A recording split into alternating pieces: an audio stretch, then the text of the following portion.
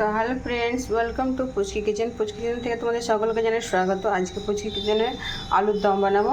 তো আলু ধুয়ে ভালো ফ্রেশ জলে ধুয়ে সেদ্ধ করার জন্য দিয়ে দিয়েছি কুকারের মধ্যে। তো চলো সেদ্ধ করতে দেবো।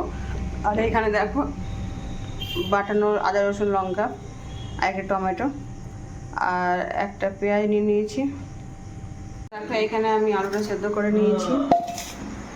আর এখানে কুচনো পেঁয়াজ টমেটো কুচি করে রেখেছি। মিট মশলা নিয়ে নিয়েছি। দেখো কড়াইতে তেল দিয়ে দিলাম, পেঁয়াজ দিয়ে দিয়েছি, লাল হয়ে গেছে। আর মশলা দিয়ে দেবো, টমেটো কুচি, নুন,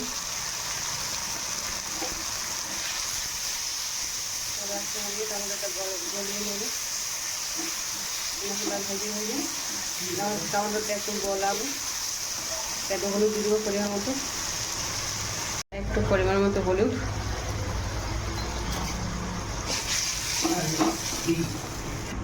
এখানে আলুটা সেদ্ধ হয়ে গেছে। তো খুন্তির সাহায্যে আমি কেটে নেবো। খুন্তির সাহায্যে কেটে নিলাম। আলুগুলো খুব বেশিভাবে সেদ্ধ হয়ে গেছে। মশলা ভাজা ভাজা হয়ে এসছে। এবার আলু একটা দিয়ে দেবো।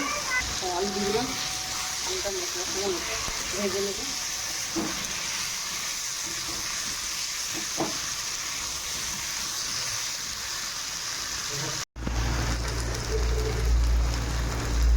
ভাজা ভাজা হয়ে এসছে। এবার জল দিয়ে দেবো। জলটা দিলাম, ফুটিয়ে নামিয়ে নেব। আলুর দমের রেসিপি।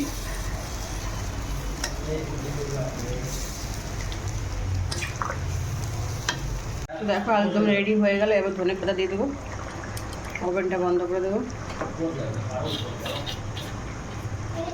তোমাদের কাছে আলুর দমের রেসিপিটা কেমন হয়েছে অবশ্যই কমেন্ট করে জানাবে। আর নতুন থাকলে সাবস্ক্রাইব করো। ধন্যবাদ।